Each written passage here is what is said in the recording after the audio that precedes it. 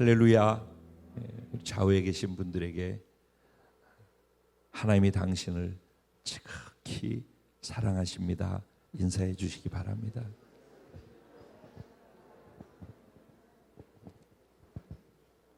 네, 하나님이 저와 여러분을 지극히 사랑하고 계심을 믿습니다.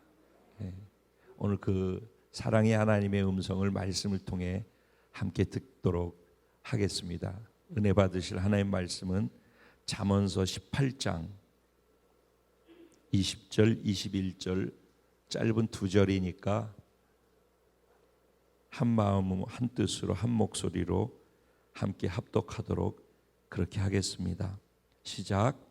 사람은 입에서 나오는 열매로 말미암아 배부르게 되나니 곧 그의 입술에서 나는 것으로 말미암아 만족하게 되느니라. 죽고 사는 것이 혀의 힘에 달렸나니 혀를 쓰기 좋아하는 자는 혀의 열매를 먹으리라. 아멘. 오늘 이 본문 말씀 가지고 축복의 말로 입술에 열매를 먹는 복된 자가 바로 저와 여러분들입니다. 이런 제목으로 주시는 은혜를 나누려고 합니다. 오늘 아침에 사역자들하고 매번 토요일 날 묵상한 것을 어떻게 묵상했는지 나눠보라고 해서 제가 말씀을 전할 것 묵상한 것을 나누기 전에 사역자분들이 어떻게 말씀을 묵상했는지를 꼭 이렇게 짧게라도 들어요. 그런데 오늘은 나누라고 했을 때 첫 마디가 뭐였냐면은, 목사님 오늘은 말씀 자체에서 대놓고 얘기하고 있기 때문에 이렇게 얘기를 시작을 했어요. 그래서 제가 거기에서 딱 그만 됐다고 얘기를 했어요. 맞다고. 이 말씀에 그냥 본문에 무슨 말을 할지를 대놓고 얘기하고 있다고. 그렇게 느껴지십니까? 네. 정말 본문이 대놓고 얘기를 하고 있어요. 그러니까 오늘 제 말씀이 때로는 어려워서 이해가 안 되고 오늘 말씀에 핵심이 뭐였는지 잘 이해 안 된다라고 생각할 수도 있거든요. 근데 오늘은 그럴 일이 없어요. 너무 대놓고서 본문이 얘기를 하고 있기 때문에 어려운 것도 없고 그냥 그대로예요. 사람은 자기 입에서 나오는 말의 열매로 말미암아서 그 말의 결과로 그 열매로 배가 부르게 된대요. 그래서 입술에서 나는 그 말로 말미암아 자기가 만족한 삶을 살게 된대요. 그러니까 지금 계속 말에 대한 얘기를 하고 있잖아요. 근데 그 다음에는 더 엄청난 얘기가 나와요. 뭐라고 나와요? 죽고 사는 것이 혀의 힘에 달렸대요. 여기 그러니까 죽음과 생명이 우리 혀의 권세에 달려 있대요. 그러니까 죽고 사는 것이 내 하는 말에 달렸대요. 여러분 믿으십니까? 정말 믿으십니까? 이거 정확하게 제가 2년 전에 이 말씀 이 본문으로 했거든요. 기억하고 계셔요? 네. 그 2년 동안 여러분이 말하는 그 말에 이 말씀 이후에 어떤 변화를 시도하셨나요? 그리고 2년간의 기간 동안에 말을 다듬어 보셨나요? 내 하는 말을 훈련해 보셨나요?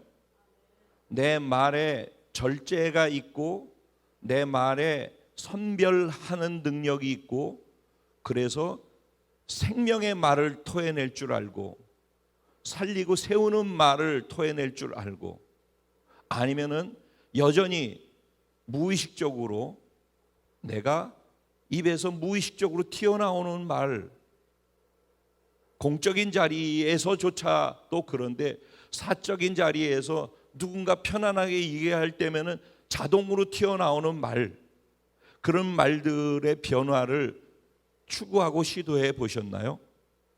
그래서 어떤 변화들을 만들어내 보셨는지요? 그것이 그 말의 변화가 여러분의 삶에 1년과 2년이 축적되어지면서 삶의 어떤 말의 변화의 열매들을 지금 먹고 계신가요? 저는 오늘 이 본문 말씀을 다시 선택하게 된 것은 우리가 지난 5월 17일 날이 오순절이었어요. 유대력으로는. 그리고 우리 교회력으로 하면은 지난 주일이 오순절의 의미를 담은 성령 강림 주일이었어요. 그리고 그 두 개의 개념을 가지고서 성령 강림 축제라고 해서 5일 동안 기도하면서 강사님들이 오셔서 주시는 말씀들을 받았어요. 첫날은 정확하게 복음 1강, 절대 절망에서 절대 희망으로 갈 수 있는 것은 유일한 복음밖에 없다. 그래서 그것으로 구원을 받았잖아요. 정말 자기가 절망인 걸 아는 사람들이 그것으로 선택해서 구원을 받아 예수 믿고 하나님의 자녀가 된 거예요. 그런데 그날 말씀의 중요한 부분은 뭐였냐면은 그렇게 구원받은 사람이 자기가 절대 절망적 존재라는 것을 알고 예수를 선택하고 구원을 받았다라고 하면서 구원받고 나서 하나님의 자녀가 되고 나서는 자기가 절대 절망적 존재라는 걸 잊어버린다라는 거예요. 그래서 자기의 힘으로 신앙생활을 하고 자기 힘으로 봉사하고 자기 힘으로 말씀을 지키고 자기 힘으로 뭐든지 신앙생활을 하는 것 안에서 잘하고자 하는 것들을 시도하기 때문에 결국은 내가 잘한 만큼 내가 한 것으로 착각을 하게 되어서 자기가 절망적인 존재라는 것을 잊어버린다라는 거예요. 그걸 잊어버리게 되면은 하나님이 구원받기 전에도 절망일 때 우리를 구원해 주셨던 것처럼 신앙생활을 할 때도 절망이기 때문에 하나님을 의지해서 매 순간순간의 신앙생활이 구원의 연속이 되도록 신앙생활이 계속되는 구원을 경험할 수 있도록 하는 것을 잃어버리게 된다라는 거예요. 그게 얼마나 위험한 것인지에 대해서 이야기를 했고 본인의 경험했던 젊은 나이에 그 깊은 경험을 한 것을 나누어서 우리 모두 마음속에 공감과 울림이 있었어요. 시간이 늦게 끝나서 좀 시간에 대한 부담감은 있었지만 그럼에도 불구하고 그 말씀 속에서 복음의 핵심이 증거되어지는데 자기가 경험한 복음을 나누었기 때문에 모두가 그날 은혜를 많이 체험했을 거라고 저는 생각을 해요. 둘째 날 마지막 시대를 우리가 어떻게 살아야 될 것인가에 대해서 도전하면서 얘기하면서 특별히 순교자와 선교지의 이야기들을 많이 했어요. 그러면서 마지막 시대는 우리가 어떤 식으로 어떻게 깨어서 어떻게 살아야 될지에 대해서 자신의 삶과 경험과 어우러져서 이야기를 해서 우리가 이렇게 살아야 되는구나라는 도전을 또 받을 수 있었어요. 셋째 날은 제가 뒤에서 중보기도를 했었어요. 왜냐하면은 대개는 본인이 경험한 것들을 가지고 나누는 말씀의 전달 형식이었는데 그날은 그런 형식보다는 좀 더 강의식 그러니까 티칭의 분위기로 말씀이 전해졌어요. 그래서 이 말씀을 들을 때 혹시 이 내용은 굉장히 깊은 내용이고 아주 그 주제 신부의 영성으로 살아가는 것에 예배자에 대한 얘기였기 때문에 그 말씀의 내용은 굉장히 깊고 중요한 얘기였어요. 그런데 그것을 듣는 사람들이 어떻게 얼마만큼 깊게 전달자가 전달하고자 하는 대로 들었을까에 대해서 제가 기도하게 되어졌었던 날이었어요. 그런데 그것의 핵심은 칼라와 카랄이라는 그 단어 안에 사실이 있어요. 신부를 동사로 하면은 카랄 완성하다라는 의미라고. 그래서 많은 얘기들을 했어요. 그래서 사랑과 충성이라는 얘기를 했고, 그래서 사랑하기 때문에 사랑의 절정으로 표현되어짐이 충성이라는 얘기를 했어요. 그러니까 충성은 사랑함으로 되어지고 완성되어지는 거예요. 그러면서 무슨 얘기를 하냐면 예수님이 구원 사역을 완성하셨는데 고난과 고통과 죽음을 통과하면서 무엇을 했느냐? 충성을 함을 통해서 사랑을 완성시켜서 나온 게 신부라고 얘기를 했어요.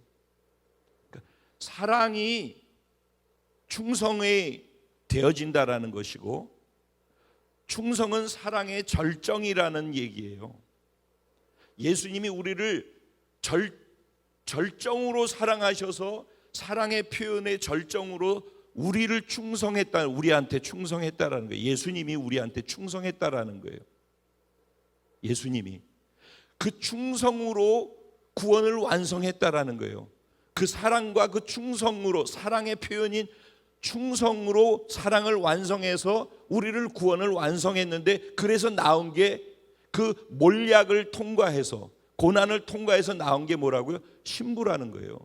그래서 그것을 아가서의 이야기를 가지고 풀고 아가서 4장에 그래서 신부의 얘기가 많이 있다라는 얘기를 했어요. 그리고 몰약의 얘기 이후에 신부 얘기가 계속 있다라는 얘기한 이유도 그것이란 말이에요. 그러니까 이렇게 이런 것들을 이해시키면서 가려고 계속 성경을 읽어가면서 그걸 풀어갔기 때문에 이 전체의 맥을 놓쳤을 수도 있겠다라는 생각이 들었어요. 그래서 결국 결론은 뭐냐면 아가서의 내용을 다시 들어가서 아가서 1장부터 8장까지 내용을 갖다가 중요한 부분만 집어서 이 얘기를 다시 이해시킴으로 설명을 했던 것이에요. 그게 무엇이었냐면 아가서 1장에 술람미 여인 얘기 나오잖아요. 술람미 여인은 뭐냐면은 얼굴이 검은 여인이에요. 근데 예루살렘의 여인들은 검지 않죠. 예루살렘 여인들은 가장 수도에 잘 사는 나라, 잘 사는 지역에 살고 있는 여인들이라 아름답고 자랑할 것이 많고 학력도 있고 학벌도 있고 재산도 있고 부도 있고 자랑할 것이 많은 여인들이었다라는 거예요. 그런데 솔로몬 왕이 그들을 선택하지 아니하고 시커멓고 볼품 없고 자랑할 것도 없고 자기는 선택받을 수 없을 거라고 생각하는 그 여인을 왕이 일방적으로 선택했다라는 거예요. 그걸 뭐라고 해요? 구원이라고 하는 거예요. 그 얼굴이 검다라는 게 죄 많은 저를 얘기하는 거거든요. 그래서 그렇게 구원이 시작돼서 검으나 아름답다, 그걸 칭의, 하나님이 우리를 죄인인데 의롭다고 칭해 주시는 칭의를 얘기하는 거예요. 그게 아가서 1장에서 얘기하고 있는 내용이라면은 그 2장부터 8장까지 사이는 성화, 예수님을 알아가면서 닮아가는 과정의 얘기거든요. 그래서 예수님을 알아가면서 닮아가는 과정 속에 예수님하고 친밀감의 깊이가 깊어지고, 그래서 결국은 예수님과 결혼해서 자기가 신부라는 것을 인식하게 되어지는 과정, 그러면서도 연약함 속에서 예수님을 또 오해하면서 알아가는 과정 속에 나중에 예수님이 자기를 어떻게 사랑하고 자기를 어떻게 충성해서 신부되게 만들어냈는지를 알고 이해하는 사람이 그 경험 속에서 예수를 사랑하게 된다라는 거예요. 그래서 예수를 사랑하기 때문에 사랑의 절정인 충성을 가지고 예수님이 원하는 예수의 삶, 몰약의 삶, 고통과 고난의 삶을 충성하면서, 사랑하기 때문에 충성하면서 완성시킬 수 있는 것이, 그게 신부의 영성으로 사는 삶이라는 거예요. 그래서 마지막 시대에 어둠이 깊게 창궐해 가지고 어둠이 어둠을 낳는 그런 시대를 살고 있는 자들, 그것 때문에 어둠 때문에 어렵지 않느냐라는 자들에게 하나님의 카이로스는 그 어둠의 깊음 속에서 빛을 낳고 계신다라는 거예요. 그래서 그 빛의 신부들, 빛의 사자들을 이렇게 세운다는 거예요. 하나님께서. 그게 신부들이라는 거예요. 하나님의 사랑을 알고 사랑하기 때문에 하나님께 전적으로 자기를 내어드리고 순종하고 충성할 수 있는 신부, 하나님 때문에 군화식고 군대가 되어져서 드레스를 입으면서도 군화를 신은 신부, 그래서 브라이드 워십이 브라이드 워시퍼들이 되고 브라이드 워시퍼들이 브라이드 워리어가 된다라는 거예요. 전사들이 된다는 거예요. 그래서 빛의 사자, 빛의 신부라는 주제를 가지고 이 이야기들을 풀어갔던 거란 말이에요. 그리고 마지막 시간에 뭔 얘기를 했어요? 마지막 시간에 삶의 예배자, 그러면서 우리의 예배에 대해서 많이 격려와 칭찬을 해주셨어요. 그리고 너무 감사했어요. 그런데 그러면서 도전한 내용들이 뭐였냐면은 이스라엘을 얘기했어요. 왜 이스라엘이 바벨론 포로로 잡혀가게 되어졌는지에 대한 이야기를 했어요. 바벨론 포로로 잡혀갔던 이유가 무엇인가? 성전이 없었기 때문도 아니고 그들이 예배를 드리지 않았기 때문도 아니라고 그랬어요. 그때 예배는 드리는데 예배드린 이후에 삶이 예배가 되지 않았기 때문에, 삶에서 말씀이 작동하지 않고 삶에서 말씀의 삶을 살아내지 않고, 즉 삶의 자리에서 말씀이 작동하는 성전이요 예배자의 삶을 살지 않았기 때문에 하나님께서 겉으로만 드려지는 예배를 드리는 그 예배를 내가 받기 싫다고 그래서 성전문을 폐쇄하고 닫아버리고, 그래서 성전을 다 부셔버리고 먼지만 남게 하고, 그리고 다른 나라로 포로로 잡혀가도록 그렇게 만들었다라는 얘기를 했던 거거든요. 그리고 난 다음에 학개서로 가가지고 이야기를 했죠. 학개서 얘기를 하면서 무슨 얘기를 했어요? 학개서는 원래 교회가 성전 건축할 때 부흥 강사 부르면은 학개서를 가지고 성전 건축에 대한 도전을 하고, 그래서 헌금 걷고, 그래서 성전을 세우는 게 학개서의 주제 내용들이기도 해요. 그런데 그 말씀을 갖고 우리에게 어떤 도전을 했어요? 우리 내면의 성전, 이렇게 예배드리는 예배를 잘 드리는 것 너무 귀한데 이 자리를 떠나가서 삶의 자리에서, 내 삶의 자리가 현상이 팬데믹이고 뭐고 어떤 상황일지라도 바로 그 자리에서 하나님의 말씀이 내 삶에 여전히 작동해서 말씀대로 살아낼 줄 아는 그런 삶의 예배자가 되는 도전을 한 거예요. 내 삶에 성전이 무너져 있고 하나님이 받고 싶지 않다고 성전문을 닫아놓은 것이 있다면, 그래서 우리 마스크를 쓰게 했다면, 그래서 성전에 들어오지 못하도록 숫자를 제한하고 있다면, 그것 때문에 영향을 받지 말고 삶의 현장에서 그런 삶의 예배를 드리면은 하나님께서 다시 그 삶의 예배의 성전을 회복하라는 거예요. 그럼 다시 마스크를 벗고 성전의 문이 열리게 되어지는 때가 있을 거라는 거예요. 그런 삶을 사는 것으로 준비되어져야지 마지막 때 신부의 삶이고, 그런 삶을 살고 있을 때 우리 나라를 넘어서서 북한 땅에 그 절망스러워하고 복음을 듣지 못하고 고통 속에 있는 자들까지 구원할 수 있지 않겠느냐는 얘기를 한 거란 말이죠. 그러면은 이 말씀들을 우리가 다 들었는데 우리는 어떻게 할 거냐는 거예요. 그걸로 끝날 거냐는 거예요. 그 말씀 듣고 은혜 받았고 아유 5일 동안 힘들었으니까 하고 그리고 멈춰 서야 될 것이냐는 거예요. 아니면 이제 그 말씀을 가지고 각 구역으로 들어가서 구역에서 들은 말씀에 대해서 묵상을 하고, 그러면 내 삶의 우리 구역 안에서는, 내 삶 속에서는 어떻게 실질적인 변화들을 만들어낼 것인가.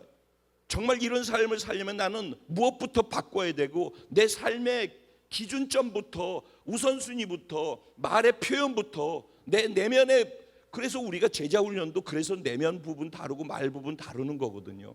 그러니까 지금 다 한 방향으로 가고 있어요. 저는 하나님이 우리 공동체를 너무 사랑하시고 우리 정말 주시는 정말 특별한 선물이고 축복의 기회라고 생각하고 있어요. 여러분들에게 정말 간절한 마음을 갖고 지금 이 자리에 서 있고 오늘 이 본문 말씀을 전하려고 하는 거예요. 근데 제가 이제 그 격리하는 기간까지 해서 한 달을 비우게 되기 때문에 여러분들한테 이 방향을 잡아드리고, 제가 어떤 마음을 가지고 떨어져 있더라도 어떤 마음을 갖고 기도하고 있으며 이 공동체는 어떤 방향으로 계속 가야 되는지에 대해서 방향을 잡아드리고 가는 게 맞을 것 같아서 지금 이 말씀을 나누면서 서두에 이렇게 이야기를 해요. 그러니까 잘 전달이 됐으면 좋겠고 여러분들이 실제적으로 삶에 도움이 되어졌으면 좋겠습니다. 오늘 말씀은 대놓고서 말이 얼마나 중요한지에 대해서 얘기를 하고 있어요. 제가 이 말씀을 선택한 이유는요, 우리가 오순절과 성령 강림 주일을 지났잖아요. 사도행전 2장에 가면은 2장 1절부터 13절 내용에 성령이 강림하심을 통해서 어떤 현상이 있었고 그 현상 직후에 어떤 일이 있었는지에 대한 내용들이 기록되어져 있어요. 그 내용에 보면은 성령이 바람같이 불같이 불의 혀가 갈라지는 것처럼 각 사람 머리 위에 성령이 임했어요. 이것은 하나님께서 작정해 놓으신 것이죠. 지난주에 말씀드렸던 것처럼 하나님은 7가지 절기 1년 안에 하나님께서 인류를 구원하기 위한 구원 계획을 다 담아 놓으셨어요. 절기 안에다가. 그리고 계시해 놓으셨어요. 그래서 그 절기, 바로 그 정확한 그 절기 그날에 하나님의 구원사를 이루어 가셨어요. 그래서 4가지가 지나간 마지막 4가지가 오순절이었다고 말씀드렸어요. 6월절 날 고날 죽으셨고, 무교절 날 무덤에 들어가셨고, 초실절 날 무덤에서 나오셔서 부활하셔서 우리 모두의 부활의 첫 열매, 초실이 되어 주셨어요. 그리고 오순절날 성령을 보내주셔서 구약의 3500년 전에 모세가 시내산에서 율법을 받았는데 그 율법을 인류가 지키지 못한다라는 것을 확인하는 시간이 3500년 가까이가 걸린 거란 말이에요. 그리고 1500년이 걸린 거죠. 예수님 오실 때로 치면은.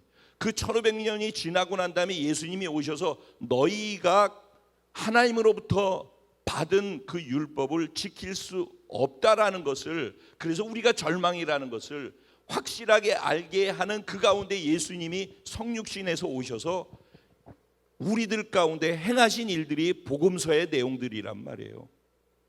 그래서 그것을 믿는 자들이 구원을 받는다라는 얘기고요. 그리고 사도행전은 그렇게 복음이 증거됐는데 구원받았는데도 우리 힘으로 살 수 없다라는 것을 아는 제자들이 이제 하나님이 약속한 성령을 기다려라. 오순절이 되면은 하나님이 약속한 성령을 부어 주실 것이다. 그러고 정확하게 3번째 절기가 끝난 4번째 되어지는 오순절날 성령을 우리에게 보내주시면서 교회를 탄생시키고 우리 힘으로 할 수 없는 율법을 지켜 행할 수 있는 힘을 불어넣어 주신 거란 말이에요. 그러니까 7절기 가운데 이제 3절기가 남았어요.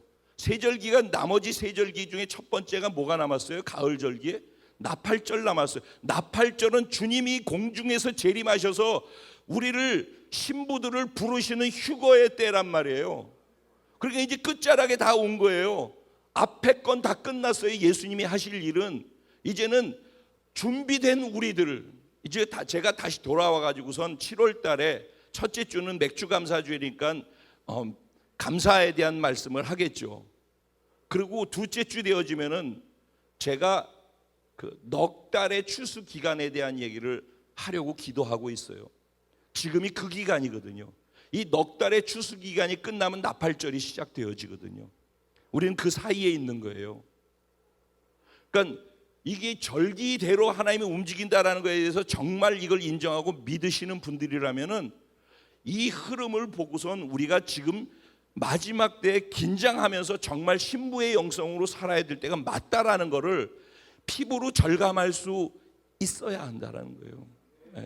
그 속에서 우리들은 우리 자신을 돌아보면서 그러면은 하나님이, 예수님이 받으실 만한, 부르실 만한 신부로서 나를 준비하기 위해서 나는 어떤 부분들을, 예수를 닮아가기 위해서 어떤 부분을 바꿔야 할 것인가? 하나님은 율법 때문에 말씀을 지킬 수 없는 절망적 존재에게 그걸 지킬 수 있도록 하기 위해서 오순절날 성령을 주셨는데, 성령이 부어지고 나면서 첫 번째 어떤 변화가 있었느냐는 거예요. 그 첫 번째 변화는 말의 변화인 거예요. 그리고 성령이 임하면 제일 먼저 한 게 뭐예요? 방언한 거예요. 방언이 뭐예요? 말이죠. 말. 방언을 함을 통해서 외적으로 첫 번째 성령이 충만하게 임해서 외적으로 첫 번째 변화는 말의 변화인 거예요. 내적인 변화는 뭐였을까요? 담대함과 용기인 것이에요. 성령이 임하면은 외적 변화와 내적 변화가 있어요. 근데 제일 먼저 나타난 외적 변화는 말의 변화라는 거예요. 이 말의 변화가 이것도 이게 사실은 어마어마한 거예요. 저 혼자만 흥분하고 있는 거. 왜냐면 이거 속에 하나님의 큰 그림과 계획이 보이기 때문에 그래요. 제가 그거를 일단 설명을 해 드리려고 해요. 하나님이 사도행전 2장에 가면은 그들에게 성령의 충만함이 임하면서 방언이 터지게 해요. 방언이 터지는데 그날이 무슨 날이었어요? 오순절이라고 그랬잖아요.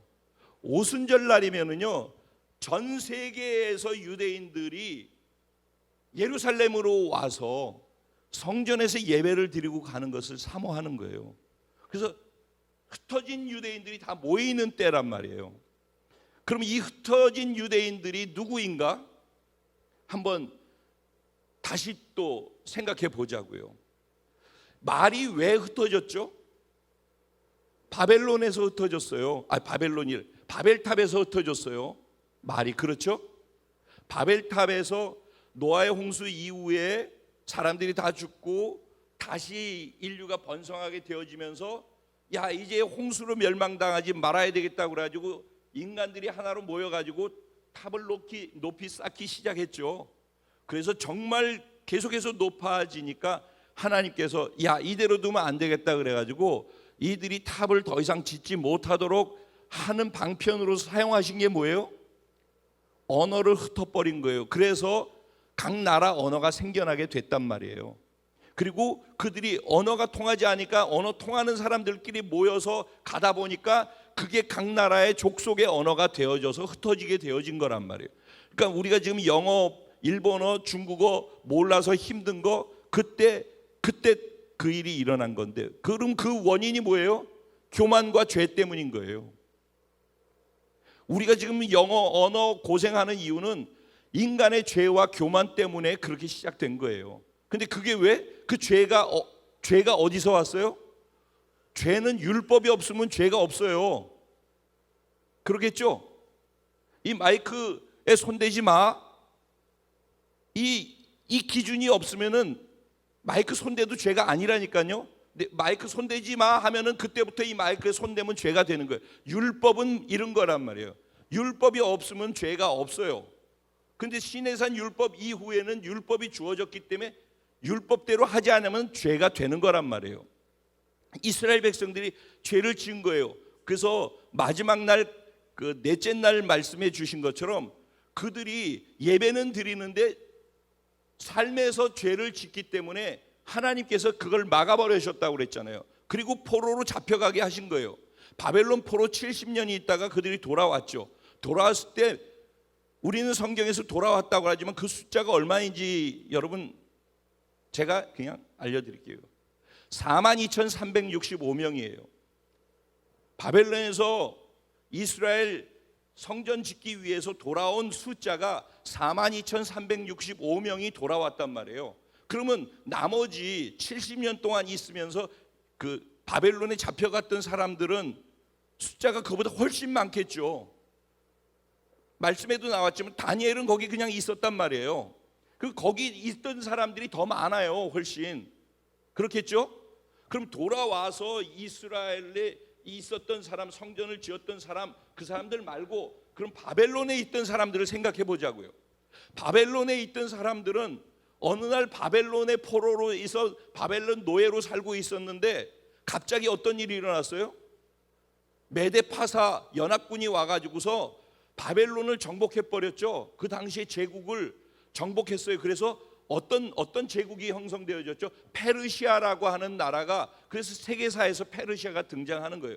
페르시아라는 나라가 등장하면서 갑자기 바벨론의 노예로 거기에서 그 나라에서 살던 수많은 유대인들이 있었잖아요. 그들이 어느 쪽으로 가게 됐어요? 페르시아의 노예로 가가지고 소속과 족보가 페르시아 쪽으로 가게 된 거예요. 그리고 또 좀 있으니까는 페르시아가 어디에다 멸망을 했죠? 알렉산더 대왕에 의해 가지고 멸망해서 헬라 제국이 형성되어졌어요. 헬라 제국에 의해 가지고 또 이스라엘 유대인들은 바벨론에 있던 사람들이 페르시아의 노예가 되어지고 헬라 제국의 노예가 되어지면서 헬라 제국은 번성에 편만하게 퍼져나갔잖아요. 헬라도 어마어마하게 크게 번져나갔거든요. 그러니까 그 바벨론에 있던 사람들이 점점 이게 영토가 커지고 흩어져 가지고선 흩어져서 사는 사람들이 헬라 지역 전체로 갔단 말이에요. 그런데 헬라가 누구에게 망했어요? 로마에게 망했단 말이에요. 그래서 로마 제국이 헬라 제국을 또 정복을 했어요. 그리스를. 그렇게 되고 나니까 로마 제국이 또 얼마나 많은 영역들을 확장을 했어요. 그래서 더 많은 영역을 확장했단 말이에요. 그러니까 어디든지 다 유대인들이 흩어졌어요. 왜? 그 제국 안에 흩어져서 사니까. 그렇게 흩어져 있었단 말이에요. 그래서 그들은 흩어져서 오랫동안 거기서 오랜 세월을 살았기 때문에 언어가 성경에 의해 가지고 유대 공부하고 대대 하나님을 믿으면서 신앙의 백성으로 그렇게 가면서 살았지만은 언어는 옮겨가면서 지역을 옮기면서 자기가 있는 지역의 언어를 배우고 살게 되어졌단 말이에요. 그래서 각 지역의 언어로 살았어요. 그런데 성령을 받은 그날 뭐라고 성경에선 사도행전 2장 1에서 13절에는 뭐라고 되어 있냐면은 소개하고 있는데 그들이 방언을 듣고 난 다음에 그 방언 들은 다음에 뭐라고 배가 우리가 각 언어로 하나님의 큰일 행하심을 듣는도다 그랬어요. 이게 굉장히 중요한 말이거든요. 그러니까 거기에 지금 얘기한 것은 이거를 이해시키기 위해서 얘기한 거예요. 그러니까는 바벨론 포로로 잡혀 있다가 저쪽으로 돌아가지 않냐고 남아있던 사람들이 제국이 바뀌면서 팽창하면서 계속해서 흩어져서 멀리 있는 지역까지 가서 살았는데 오랫동안 그러면서 그 지역의 언어들을 다 가지고서 거기서 살았단 말이에요. 그래도 하나님을 믿고 살았죠. 그런데 이제 절기가 되니까 원래 이스라엘은 1년에 3번 남자들은 성인 남자들은 반드시 예루살렘에 와서 성전에서 예배를 드려야 된다고 절기에 참석해야 된다라고 정해놨어요. 그러니까 그거를 흩어져서 있더라도 못하니까 1년에 한 번이라도 해야 된다라는 생각을 누구나 갖고 있는 거예요. 그러니까 이 절기 특별히 오순절이 되니까 흩어져 있던 사람들이 다 몰려와가지고 인산인해를 이루고 있었단 말이에요. 그러니까 언어가 다 다른 사람들이에요. 그런데 이들이 성령을 받고선 방언을 했는데 그들은 방언을 했는데 각 지역에서 온 사람들이 언어가 다른 사람들이 그 방언을 듣는데 각자 자기 나라 언어로서 얘기하는 것으로 들려졌다라는 거예요. 그래서 성경에서는 14개의 지역을 소개를 했어요. 14개 지역이 지금으로 치면은 중동과 유럽과 아시아와 아프리카를 포함하는 지역이 그 14개 지역 거기 소개한 것이에요. 그러니까는 거의 뭐 전 세계에 흩어져 있는 유대인들이 그때 왔다는 얘기거든요. 그러니까 전 세계 사람들의 언어로 하나님이 방언을 통해 가지고 하나님의 하신 큰 일을 말하는 것을 들었단 말이에요. 그들이. 그게 성령 받으면서 첫 번째 일어난 일이에요. 그러면 하나님의 계획을 생각해 보시라고요. 그러면 하나님의 계획은 언제부터 있는 거예요? 왜 바벨론 포로에서 다 안 돌아가고 거기 남아있던 이유가 뭐였겠어요? 거기 사람들을 두었던 이유가 뭐냐고. 제국이 바뀌면서 팽창해가고 로마 시대까지 돼가지고 각 지역으로 다 흩어지게끔 되어졌던 그 이유가 뭐냐고. 그리고 그 사람들이 한 자리에 모였던 이유가 뭐냐고.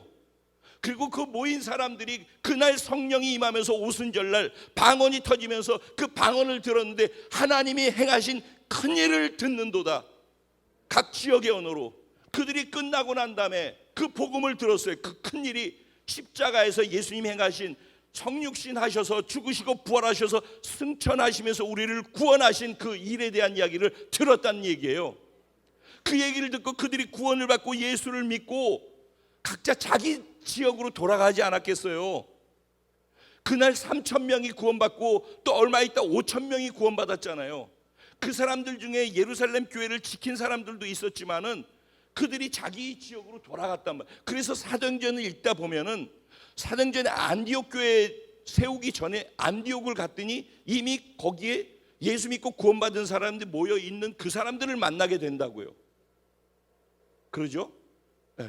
로마에 갔더니 로마에 이미 예수 믿은 사람들이 있어서 로마에 예수 믿는 사람들한테 편지를 보낸단 말이죠. 이 얘기는 무슨 얘기예요? 각 지역에 이미 예수 믿은 사람들이 거기 있더라는 거예요. 어떻게 그것이 가능한가요? 오순절날 성령 받고 하나님이 큰 일을 하는 것을 듣고 예수를 믿은 사람들이 각자 자기대로 들어갔단 말이에요. 거기에서 그 복음을 들은 사람들이 뭘 했어요?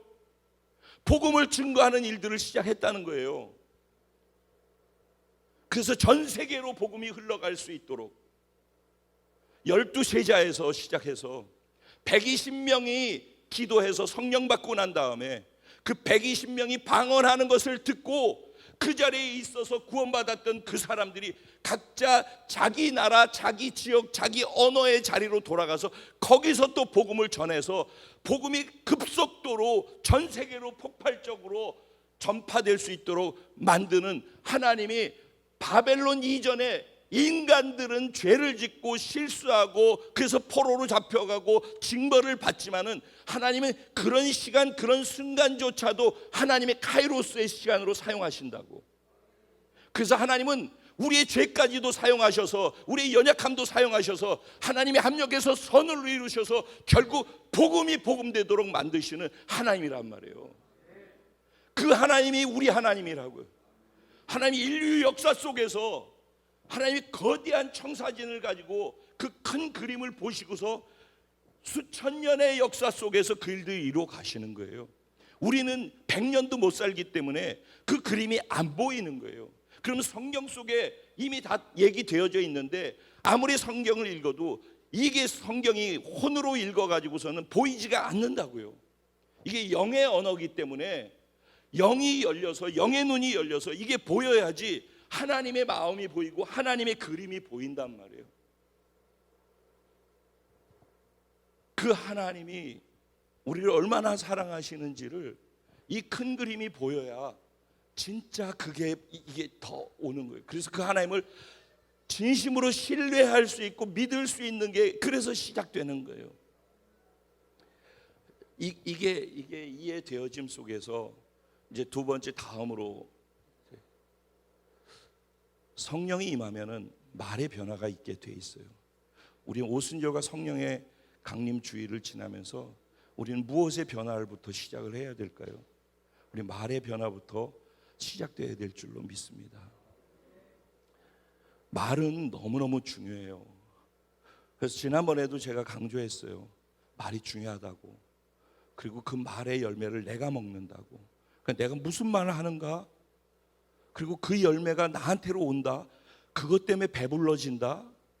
그럼 내가 부정의 말하고 안 좋은 말하고 막 이렇게 하면은요, 그 말의 열매로 내가 먹는데 그 말의 열매로 배부르대요. 근데 죽고 사는 것이 혀의 권세에 있고 혀의 힘에 있다고 하니까 그러면 죽는 것도 사는 것도 내가 죽는 것도 내가 사는 것도 내 말에 의해서라는 거예요. 그걸로 죽는 것으로 배부르게 된대요. 이거 무시무시한 말 아니에요? 아닌가요? 내가 한 말이 죽이는 말을 하고 다녔으면은 그 말의 열매를 내가 먹어서 그 말의 열매로 내가 배부르게 되고 내가 그걸로 만족하게 되는데 죽이는 것이 말이 내게서 나가서 죽이는 것이 내게 배불러지고 열매를 맺고 그 죽이는 것이 내가 배불러가지고 죽이는 것으로 만족해 된다? 그럼 누가 죽는 거예요? 누가 배불러서 죽음이 나를 배부르게끔 내게로 와서 열매를 먹게 한다는 거거든요. 정말 무서운 얘기거든요. 저는 이걸 보면서 정말 무시무시하게 무섭다라는 생각을 더 하게 됐어요. 대놓고 하는 말이라는 게 이거죠. 여기 대놓고 지금 이렇게 얘기하고 있잖아요. 그러면 근데 이것만 얘기하면은 무시무시한데 반대로 살리는 말도 있잖아요. 죽고 사는 것이 혀의 힘에 달렸다라고 하니까 사는 것을 만드는 힘도 우리의 혀라는 거예요. 그러니까 내가 살리는 말을 하면은 사는 열매를 내가 먹고 배부를 수 있고 그것으로 만족할 수 있다라는 것도 똑같은 가능성을 둘 다 열어놓은 거라고요. 선택하라는 거예요. 무엇을 선택할지. 근데 하나님을 믿으면은 지금 이 말씀을 이런 것들을 듣고서 이게 이제 빠져나갈 구멍이 없는 얘기들이거든요. 대놓고 얘기하는 거니까. 그러니까 이건 이제 믿음을 갖고 선택하는 거예요. 난 그래도 뭐 그냥 내 습관대로, 그 오늘 말씀 들었지만 뭐 또 잊어버리고 늘상 하는 대로, 그리고 이 말씀과 상관없이 내 모습 그대로 그냥 계속 그렇게 해도 좋다고 생각하면 그렇게 하면 돼요. 그 대신 뭔가 그렇게 하는 것에 열매를 먹을 것이고 그걸로 배부르고 그걸로 만족하게 되겠죠. 근데 좀 더 이 말에 대해서 거슬러 올라가 보면은요, 여러분, 말은요 힘이 있고 에너지가 있어요. 말이 권세라고 얘기를 하잖아요. 이게 왜 그런지 아셔요? 이 말은 하나님이 천지를 창조하셔서 모든 것이 있었죠. 근데 말은 창조 이전부터 존재했어요. 하나님이 빛이 있으라 말씀하심에 빛이 있었고, 그러니까 온 우주가, 온 인류가 만들어지기 전에, 그 전에 있었던 게 뭐예요? 말이라고. 근데 그 말은 어디에 속한 거예요? 하나님께 속한 거라고. 그래서 하나님이 권세와 능력이 있으시잖아요. 그러니까 하나님에 의해서 나오는 말이기 때문에 말은 권세와 능력이 있는 거예요. 그래서 말은 그러니까 그 존재 자체로 힘을 가지고 있다니까. 시작부터가 하나님으로부터 오는 그 하나님 안에 있는 권세고 힘이란 말이에요. 그래서 빛이 있으라면 그냥 빛이 있어지는 게 말의 능력이고 힘이라고, 말의 에너지고, 이걸 알아야 돼요. 이걸 지금은 이론을 얘기하는 거예요. 이거를 이론으로가 아니라 말이 왜 중요한지를 이해하는 것으로 우리가 들으면 돼요. 말은 그런 거예요. 그런데 그 말의 권세를 하나님이 창조한 아담 하와한테 줬다는 거예요. 왜? 하나님이 인간을 만들 때 하나님의 형상과 모양대로 만들어 주셨어요. 그러니까 하나님의 형상과 모양 안에는 말하는 권세도 주셨다라는 거예요. 그 하나님의 형상과 모양대로는 하나님과 말하고 교제하고 그를 친밀감으로 들어갈 수 있는 소통의 도구로서 말을 주신 거란 말이에요. 그래서 하나님과 소통케 하기 위한 수단으로 말을 주셨지만 그 말이 하나님께 있는 권세란 말이에요. 그래서 그 아담과 하와한테 하나님께서 같이 주신 게 뭐예요? 축복하시면서 생육해라, 번성해라, 땅에 충만해라, 땅을 정복하라, 땅을 다스려라. 무엇으로 해요? 말로 하는 거란 말이에요. 그래서 아담이, 동물들이 지나가는데 다 이름을 누가 지어줬대요? 아담이 지어준 거예요. 그러면 아담이 지어줄 때 여기 예를 들어 사슴이 지나가는데 속으로 사슴, 이러면 사슴이 알아요? 지나가는데 넌 사슴이라고 부를 때 사슴이라는 동물의 특징을 하나님의 지혜로 알고 가장 정확하게 그 사슴을 표현할 수 있는 것으로 사슴의 단어가 나온다고. 이게 창조 때 아담에게 주었던 지혜와 능력과 하나님으로부터는 하나님의 형상이고 모양이었단 말이에요. 그게 그 지혜와 능력이 뭘로 표현된다고요? 말로 표현되어졌었단 말이에요. 그런데 그 어마어마한 말, 그래서 생육하고 번성하고 충만하고 정복하고 다스림이 말로 다 됐던 거예요. 그러니까 말의 권세가 얼마나 엄청난 거예요. 그렇죠? 그리고 우리 삶을 다스리고 정복하는 것도 뭘로 하는 거예요? 우리 말로 하는 거란 말이에요. 그런데 문제는 어디에서 생겼어요? 아담과 하와가 선악과를 따먹었어요. 그러면서 하나님과의 소통하는 것이 단절돼 버렸어요. 그러죠? 그러니까 하나님의 형상과 모양이 깨어졌단 말이에요. 그러니까 말의 권세도 깨어졌어요. 즉 하나님으로부터 흐르는 권세죠. 자, 아담과 하와가 에덴 동산에서 뭐 했을까요? 하나님하고 교제했죠. 말하면서 하나님과 교제하면 말하면 하나님은 말하고 교제하고 사랑한다 하시면서 하나님의 마음과 뜻을 지혜를 계속 말씀하셨겠죠. 그거를 듣고 들은 그대로 말했겠죠. 그러면 하나님께 들은 그것을 그대로 말하면은 그 말이 하나님의 말씀이잖아요. 그대로 말했으니까.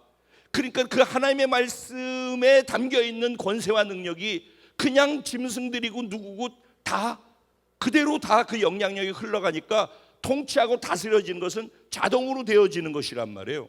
근데 죄를 지으면서 하나님과의 교통이 끊어지게 되어지니까 말의 능력은 있는데 하나님으로부터 오는 말의 통치가 없으니까 하나님의 능력만큼 흐르지 않는 거예요. 그런데도 말에는 잠재적인 권세와 능력과 힘이, 에너지가 있단 말이에요. 그런데 그 말의 에너지를 누가 탐내느냐? 사단이 그것을 탐낸단 말이에요. 사단이, 죄가 들어오면서 사단이 우리의 말과 생각을 점령해서, 즉 우리의 혼을 점령해서, 우리의 생각, 감정, 의지를 점령해서 죄에 물들게 하고 우리 생각, 우리 감정, 우리 의지를 가지고서 우리의 말을 하도록 만들었다고요. 그게 우리가 지금 하고 있는 세상의 말들이라고요. 그래서 사단은, 예수님께서 이렇게 표현했어요. 사단은 뭐라고 얘기해요? 이 땅에 온 이유가 뭐래요? 도적질하고 죽이고 멸망시키기 위해서 사단이 온대요. 그렇죠? 예수님은 무엇 때문에 오셨대요? 양으로 생명을 얻되 더 넘치게 풍성하게 얻게 하기 위해서 오셨대요. 그렇죠? 그러면은 우리가 어느 쪽의 말을 듣고 어느 쪽의 말을 하느냐 하는 것은, 만약에 사단에 속해서 사단이 하고 있는 이 세상 말들을 하고 자기가 죄 지은 가운데서 나오는 대로 하는 그 말을 하면은 우리에게 뭐가 와요? 도적질 당함이 온다고, 죽임 당함이 온다고, 멸망 당함이 오는 거예요. 그래서 죽음으로 배부르게 되는 거예요. 그런데 하나님께 속한 말, 하나님의 말씀에 속한 말, 그 말을 하게 되어지면은 그 말씀이 뭐예요? 말씀이 곧 예수 그리스도란 말이에요. 그 말씀은 예수 그리스도에 속한 하나님의 말씀을 우리가 말하게 되잖아요. 그러면 결과가 뭐예요? 예수님이 오신 건 뭐라고요? 양으로 생명을 얻되 더 넘치게 얻게 해주신다고 그랬다고요. 그러니까 우리가 하나님의 말씀에 속한 말을 우리 입으로 하게 되어지면은 우리가 무엇으로 만족하고 배부르게 돼요? 어떤 열매를 먹게 돼요? 당연히 생명을 얻되 풍성하게 넘치게 얻는 것으로 우리가 만족하고 배부르도록 그 열매를 우리에게로 돌아오게 될 거라고요. 그러니까 이건 그냥 정확한 그냥 공식 같은 원리, 딱 정해져 있는 거라는 거예요. 성경은 우리에게 말에 대해서 이렇게 얘기하고 있는 거예요. 근데 우리는 죄를 짓고 그냥 세상에 속해서 사단이 가르쳐준 그 말 방식대로 그냥 그렇게 하는 거예요. 그게 문화가 됐거든요. 친구들끼리 얘기할 때 그 문화적인 방식으로 말하지 않으면은 같이 어울려지지가 않거든요. 소통하기 위해서 그들의 언어와 그들이 쓰는 단어와 은어와 새로 바뀐 이런 말들을 사용한단 말이죠. 그렇게 자꾸 따라가다 보면은 나중에는 세상에 속한 말, 즉 사단이 만들어 오는 문화 환경 속에서, 죄 속에서 나오는 말들을 하고 우리는 무의식 중에 계속 길들여져서 그건 자동으로 나오는 말이 되니까 그냥 그 안에서 생각해 보세요. 자동으로 그 말이 나오게 되니까 자동으로 우리는 불행한 존재로 살아가게끔 되는 거예요. 이게 공식처럼 이게 찍혀 나오는 거라고. 내 말이 나를, 내 미래를, 내 인생과 내 운명을 찍어내는 거 아니야. 그러니까 우리는 근데 그 말이 이미 몸에 배 있잖아요. 그러니까 그 몸에 배 있는 자동으로 나오는 그 말로 내 미래를, 내 운명을 찍는단 말이에요. 도적질 당하고 죽임 당하고 멸망당할 말을 찍어낸다니까 계속. 이게 시스템화되어 있다고. 무시무시한 거예요. 여기에서 예수님이 우리를 구원시켜서 새로운 존재로 바꿨다라는 거예요. 그게 구원이라고. 그게 우리가 하나님의 자녀 됐다는 말이에요. 그래서 우리 영이 다시 살아났다고. 그리고 다시 하나님을 알게 되어지고 하나님의 말씀을 들을 수 있는 은혜가 생겼고, 그 말씀을 내 삶의 기준으로 삼겠다라는 내 스스로의 선택할 수 있는 의지가 살아났단 말이에요. 이제는 세상 것과 하나님의 말씀이 내 안에 머릿속에 있단 말이에요. 둘 중에서 선택을 해야 된다고. 언제나 하나님은 선택을 통해서 그걸 내 믿은 대로 될 줄 아는 것으로 기회를 주고 계시는 거예요. 그래서 이렇게 강조를 하고 이렇게 얘기를 하는데, 이제는 공이 여러분한테 넘어가는 거라고요. 어떻게 할 것인가? 이런데도 안 한다는 얘기는 뭐냐면 몰라서라는 얘기가 있을 수 없어요. 안 믿는다는 얘기예요. 그러면 지금 하는 이 말도 안 믿고 하나님의 말씀도 안 믿고 성경에 있는 걸 지금 그 얘기를 하고 있는데, 안 믿으니까 안 하는 거예요. 그래도 그렇게 될 리가 있어 라고 생각하는 거죠. 근데 성경은 그대로 다 됐어요. 그렇게 될 거예요. 또 앞으로도. 그리고 우리가 말한 대로 되어져요. 1년, 2년, 오늘부터 또 1년, 2년 동안 한번 계속해서 자신을 바꿔가면서 훈련해 보세요. 내 말을 바꿨을 때 1년, 2년 단위로 뭐 오늘 내일 한번 해보고 말고가 아니라 1년, 2년 단위로 계속 훈련을 해보셔요. 그랬을 때 1년, 2년이 지나서 내 삶에 어떤 변화가, 말의 변화와 함께 어떤 변화가 오는지를 한번 경험해 보셔요. 그래서 이제 세 번째 결론은 뭐냐면은, 우리의 말을 그러면 어떤 말을 할 것인가? 세상의 말을 닫아야죠. 그리고 또 이렇게 얘기해도 무의식적으로 또 누구 만나고 있으면, 친한 사람이 있으면 또 막 험담하고 비방하고 질책하고 뭐하고 그러고 있을 거예요. 그런데 그게 다 자기가 먹을 배부를 양식이 되거든요. 그러면은 그러고 있다가도 말하다 말고도 듣는 사람이든 말하는 사람이든 둘 중에 하나가 야야야 이렇게 얘기하지 말라고 그랬잖아. 야 이렇게 얘기하다가 우리 인생 이렇게 되면 안 되잖아라고 서로 얘기해 줄 수 있어야 돼요. 그리고 번뜩 생각나는 은혜가 있을지어다. 무심코 하게 돼 있어요. 길들여져 있기 때문에.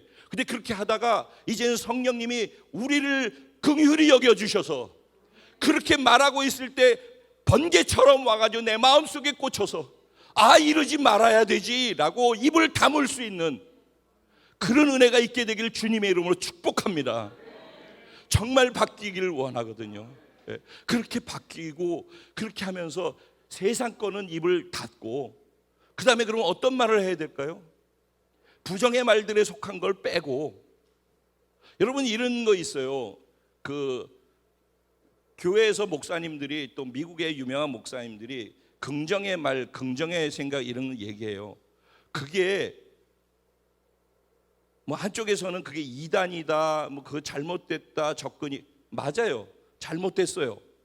왜냐하면 거기에 하나님의 말씀과 하나님을 의지해서 하나님 때문에 변화된 말이 아니면은 그래요.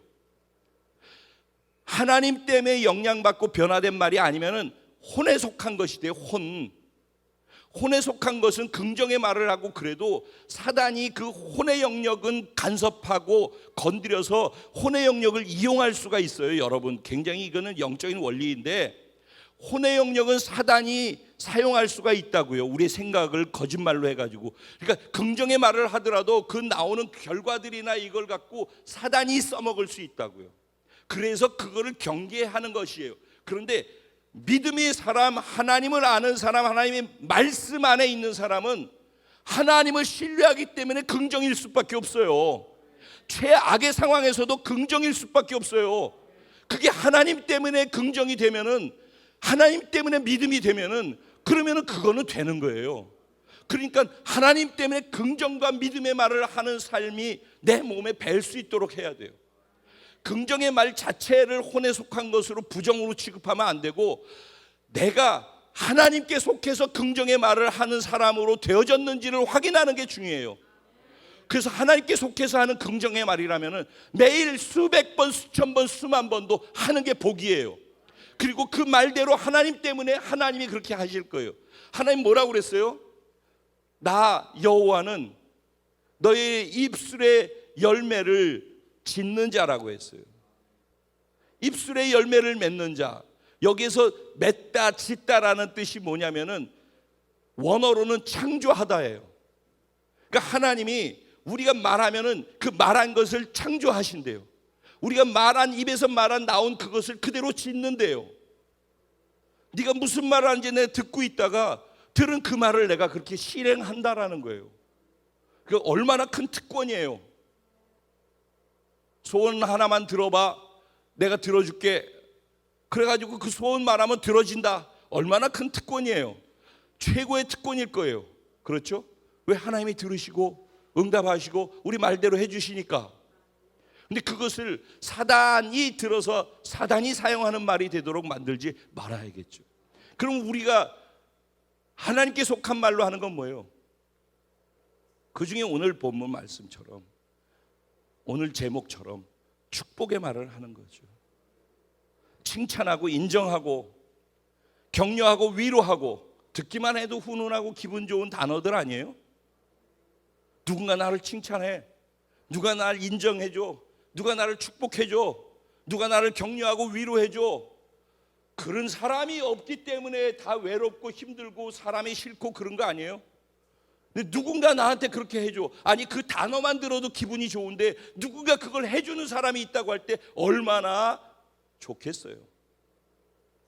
근데 우리 모두는 누군가가 해주길 바라는데 그 말 대신 세상에 속한 말들을 하는 사람들에 둘러싸여서 그 말을 들으니까 다 상처만 받고 있기 때문에 내가 받은 게 없으니까 내가 줄 것도 없어서 다 메마른 삶을 살아가는 거라고요. 우리의 말 자체가 그래서 왜 메마른가? 내가 받지 못하고 내 안에 없으니까 주지 못하는 거예요. 내가 받을 수 있는 것은 어디에 있습니까? 다 망가진 사람들 안에서 찾으면 있겠습니까? 하나님은 언제나 우리를 칭찬하셔요. 하나님은 언제나 우리를 축복하셔요. 하나님은 언제나 우리에게 격려와 위로를 하셔요. 언제나 사랑한다고 하고, 그래서 주일날 하나님이 당신을 사랑한다라고 늘 얘기하는 거예요. 왜? 그 사실이니까, 그게 진리니까, 그건 불변하는 거니까, 하나님이 성품이니까. 그러니까 그 성품에 의해서 하나님은 언제나 우리에게 그렇게 하셔요. 하나님은 그 하나님 안에 있는 성품으로 좋은 것과 선한 것과 축복과 격려와 위로와 칭찬과 인정해 주는 것과 이런 복된 것, 긍정의 것들, 믿음의 것들을 하나님은 언제나 우리에게 주신단 말이죠. 그걸 어디다 담아 놓으셨어요? 하나님이 교회에다 담아 놓은 거예요. 교회에다가. 교회가 뭐예요? 그리스도의 몸, 예수님의 말씀.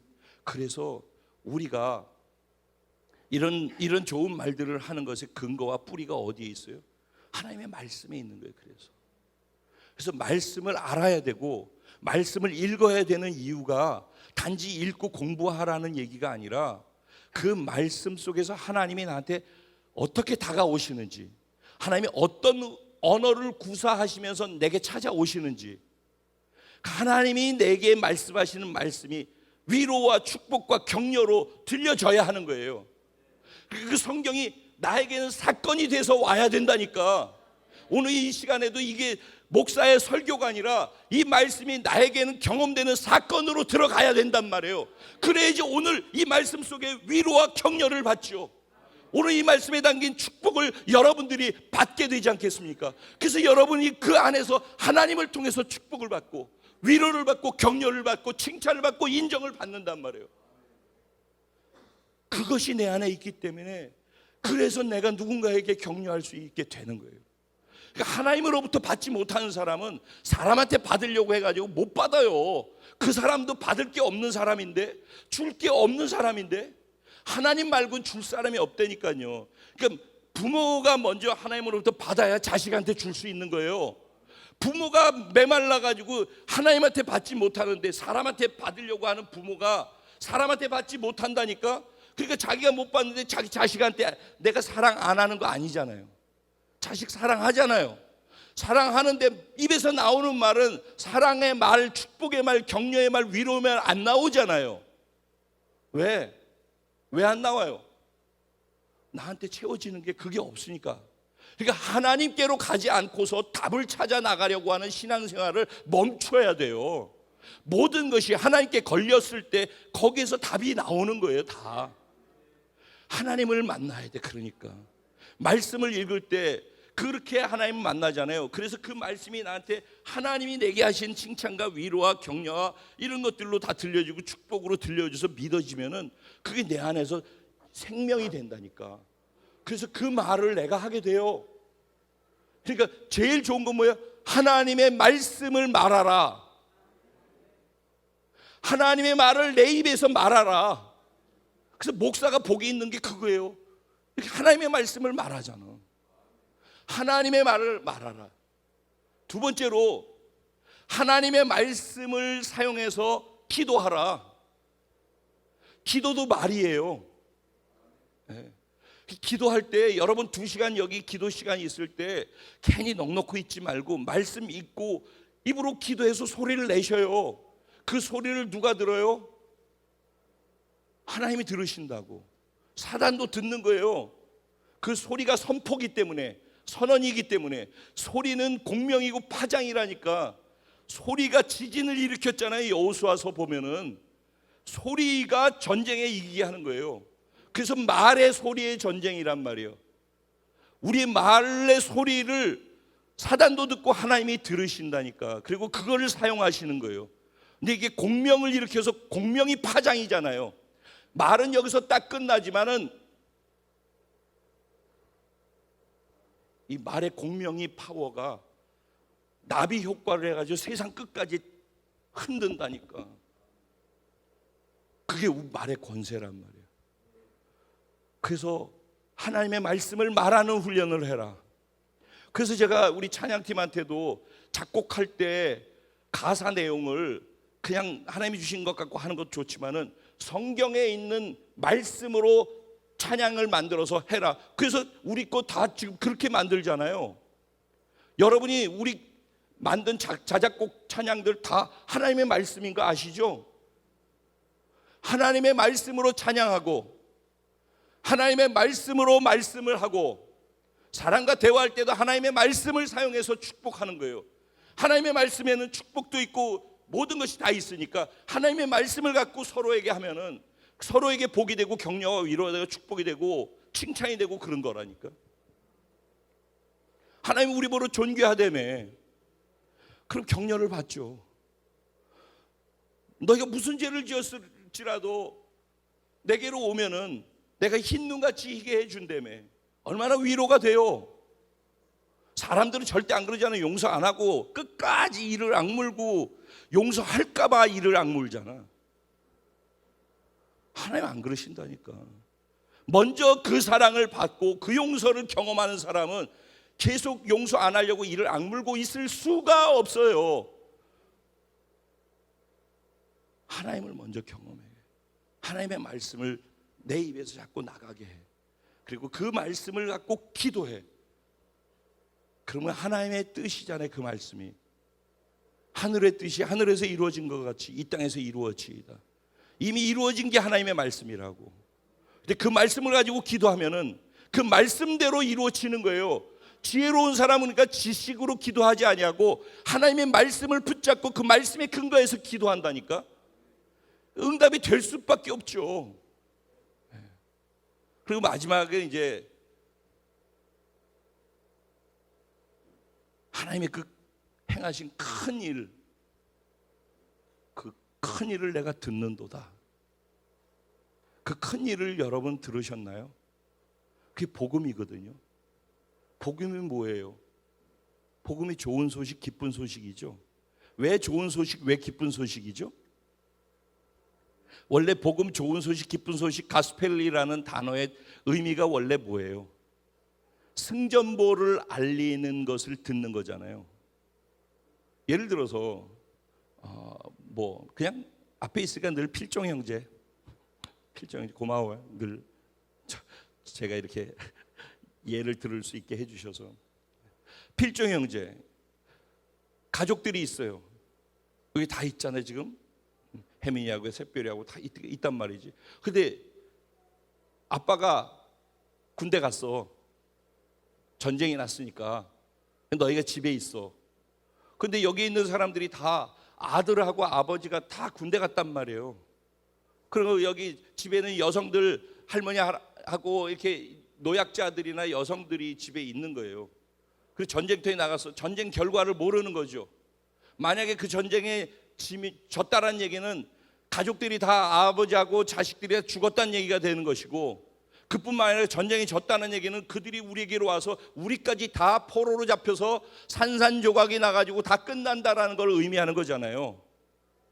그런 의미란 말이에요. 지금 그게 실제라고 생각을 해보라고. 그러니 실제 상황이라고. 그런 가운데 달려와 가지고서 이번 전쟁에서 이겼어요 라는 얘기를 들었을 때 그거를 굿뉴스라고 하는 거예요.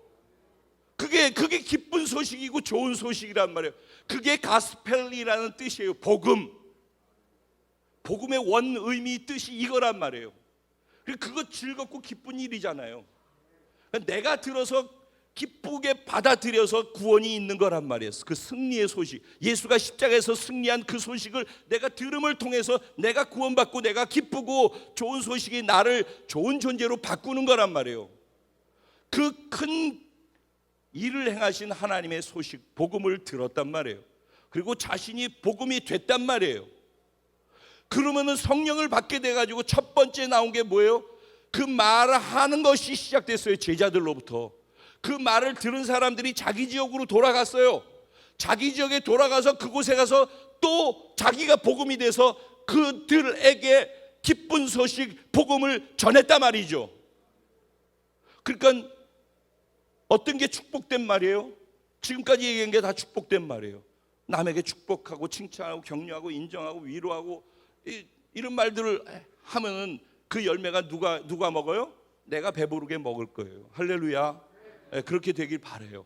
그 다음에 그렇게 하는 것이 뭐라고요? 하나님의 말씀을 갖고 서로에게 말해서 축복하고 격려하고 위로하는 것을. 그러니까 하나님의 말씀을 말해라. 그리고 하나님의 말씀으로 기도해서 축복하라. 그러고 난 다음에 복음, 하나님이 행하신 그 큰 일을 내가 경험하고 내가 그게 복음이 되어져서 기쁜 소식이 내게 되어져서 내가 경험한 그 복음, 그 복음의 중심에 있는 예수 그리스도 그 구원 사건을 다른 사람들에게 전하는 것이 남을 축복하는 것 중에 최고의 축복 아니겠습니까? 그들에게 똑같이 전쟁에서 이겼다는, 사단과의 전쟁에서 이겼다는 승리의 소식을 전하는 거 아니겠습니까? 전도하라고 그러니까 그냥 그런 의미로 이해하지 말고 지금 이게 복음을 전해야 되는 의미이고 전도의 의미란 말이죠.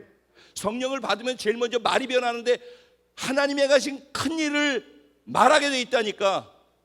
누군가가 그거를 듣게 되는 것이 성령이 오순절날 임하면서 시작되어진 하나님의 역사란 말이에요. 거기서부터 축복이 터져 나가는 거예요. 최고의 축복은 구원시키는 거예요. 이제 우리의 입에서 축복의 말이 나갔으면 좋겠어요. 그 나간 말은 반드시 내게로 돌아와서 내 인생이 될 거니까. 이런 말 있잖아요. 생각이 말을 만들고 말은 행동을 만들고 행동은 습관을 만들고 습관은 인격을 만들고 인격은 곧 인생을 만든다. 그러니까 생각을 조심하고 말을 조심하고 습관을 조심하고 행동을 조심하고 그리고 인격을 조심스럽게 확인하고 그래서 조심스럽게 자기의 인생을 만들어 가라.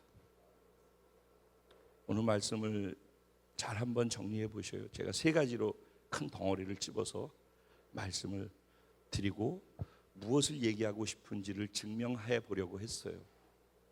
저는 하나님께서 오늘 특별한 은혜를 주셔서 특별한 은혜의 연속으로 저와 여러분들에게 이 말씀이 잘 이해되고 깨달아져서 그렇게 할 수 있도록 성령의 은혜와 능력도 부어주신 날이 될 거라고 확실히 믿습니다.